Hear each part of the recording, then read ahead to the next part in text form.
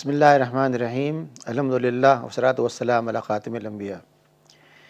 When we talk about fasting, immediately the thought that comes to our mind is it only in Islam that we have fasting, or a number of other religions too have this kind of phenomena?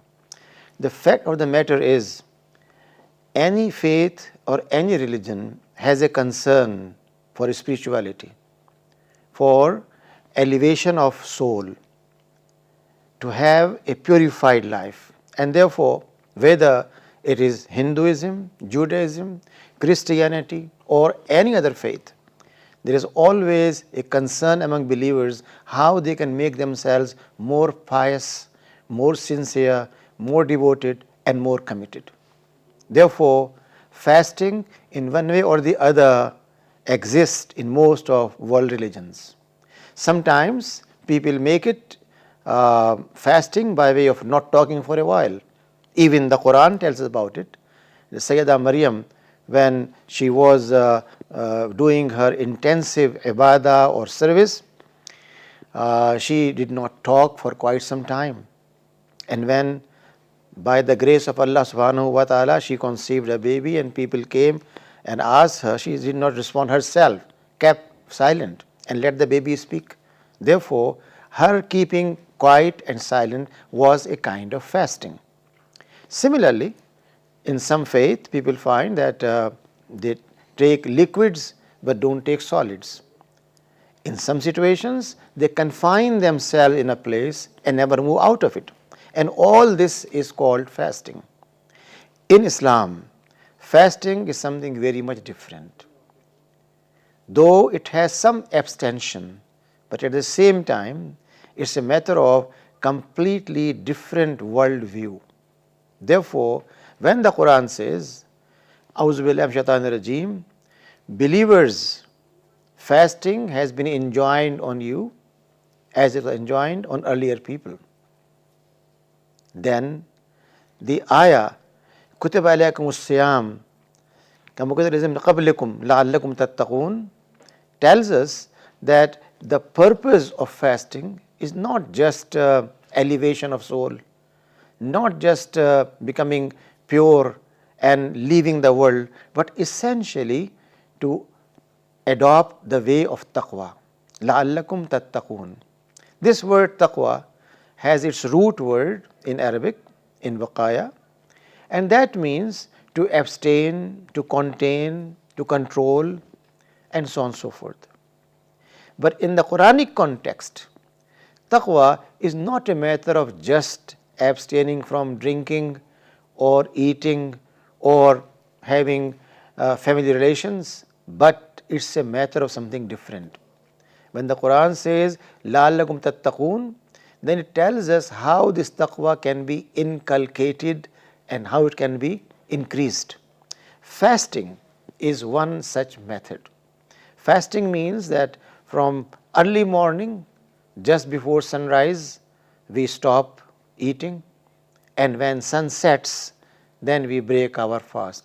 During this period, nothing goes inside human body, no water, no food, and at the same time, one abstains from having any sex contact with wife or becoming close to your family. Nevertheless, what's important for us is to understand this attitude of taqwa is not in a matter of leaving to drink or leaving to eat or putting on ourselves a feeling that we are being watched, but taqwa means that attitude of mind in which a person feels that he is finding Allah subhanahu wa ta'ala around him.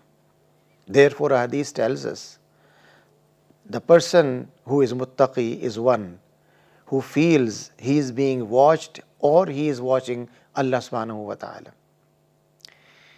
This feeling is inculcated through fasting in a exercise of one whole month. Therefore, the main objective of fasting is development of mindset, that approach in which a person is always trying to find out how I can please Allah subhanahu wa ta'ala, my creator, and how I can improve my own living condition. This attitude of taqwa is elaborated in the Quran in many places. For example, in Surah Al-Baqarah, there is an ayah known as Ayatul Bir. That ayah tells us that bir or virtue or piety is not just when you look toward east or west and pray, when you face east or west to make your prayer, but it's a matter of what do you believe, what's your faith, how you look on universe, how you look on the creator of universe, who created it. At the same time, how you are going to behave in society. Therefore, the ayah says, bir or taqwa is that you declare Allah alone is your Rabb. You declare that all prophets brought one and same truth. And this was culminated in the final message of the Quran by Prophet, peace be upon him. Therefore, belief in Prophet and his finality. At the same time, understanding that human life is not confined to this world, but there is a life after death. And similarly, belief that there are angels, there is a world in which we enter after our death, and so on and so forth, and an accountability ultimately. Having said that, the ayah says that bir or taqwa is that you feed the hungry, you take care of the traveler, you take care of those who are oppressed, you fulfill your promises, you establish your prayer, and having done that, you have become a muttaqi person, a truthful person. Which means that when the Quran defines the meaning of taqwa, it's not saying wear a kind of dress, have some kind of appearance, but it's telling us how we behave in society, particularly how we are going to help the needy, how we are going to protect rights of people, how we fight for human rights, how we change society and remove evil and bring what is righteousness, justice and good in society. Therefore, fasting a whole month of Ramadan is a matter of entering into a course, a training course, a program in which day by day we learn how to behave in a better way in our society. Quite often we say that this month of fasting is a month of training. And if you look around, say for example, a person wants to learn how to drive an automobile, he goes and finds out who is the best school for training how to drive a car, and then registers, pays a fee and starts with the instructor learning how to use steering wheel, how to put car in gear, how to use brakes, how to use indicators. This person has to go through a whole drill, not one day, but perhaps 2 weeks, perhaps 3 weeks, perhaps 4 weeks. After having done that, he is allowed to take a license and drive.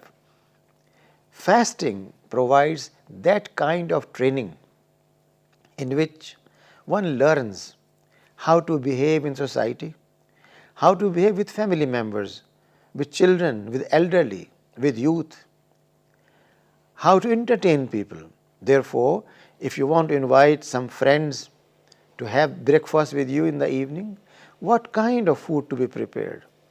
And then in society, there are people who have nothing to eat, people who don't have proper dress, people who don't have proper health, how to help those people out. Therefore, a hadith tells us that if you feed a person in fasting and let him break his fast with your food, it is just like fasting yourself. Hadith also tells us that in this month of fasting, Allah subhanahu wa ta'ala opens the door of rahmah and blessing and allows people to do things and earn multiple rewards. This month is month of multiplying in rewards from Allah subhanahu wa ta'ala. This month is for blessings. A hadith tells us in this month the door of blessing is opened and the doors of evil are closed. Shaitan is imprisoned and people are allowed to enter as much good as possible. Therefore, this whole month of Ramadan enjoys enormous importance. This whole month of Ramadan is a month in which we try our best to confirm with Quranic principles, with the prophetic life. This month is also known as the month of Quran, and therefore throughout these 29 or 30 days of Ramadan, we try our best in relating ourselves with the Quran. One such thing is done every evening. After Isha prayer, for hour and a half or 2 hours, people living in community join in the masjid and there they listen to Quran recitation. Normally, before this is done, someone from the community tries to explain what kind of verses they will listen, what things will be done, and therefore they get the meaning of the Quranic message before they listen to the Quranic ayat. And then it's followed by a recitation in the prayer, and consequently after completing the whole Taraweeh, people go back. This relationship with the Quran reminds them of why this month has been blessed. It is blessed because it brought the message of peace, the message of justice, the message of human rights for the humanity. The Quran contains all those teachings which, if applied, bring peace, balance and moderation in society. Therefore, this whole month of fasting is a matter of extreme effort on the part of every believer in trying to understand Quranic message, as well as in trying to understand how the Prophet, peace be upon him, spent this whole month. The month begins with sighting of moon and ends with sighting of moon, because Islamic calendar is not solar but lunar. And quite often we find that moon is sighted in some parts of the world and not in some parts of the world. The condition in the Quran is that whoever finds this month should fast, which means whoever witnesses sighting of moon starts with sighting of moon and ends with sighting of moon. Therefore, this month enjoys extreme centrality in whole life of a believer. For one whole month, people try to refresh their link with the Quran, their link with the Prophet, and ultimately it brings a change in behavior and attitude. Therefore, during this month, a person quite often looks around and does a self-evaluation, tries to find out how he or she has been behaving in normal life, and consequently it helps in changing our habits and getting us more and more close to prophetic example. May Allah subhanahu wa ta'ala give us opportunity to enjoy this whole month with blessings of Allah subhanahu wa ta'ala and improve our link with the Quran and the Prophet.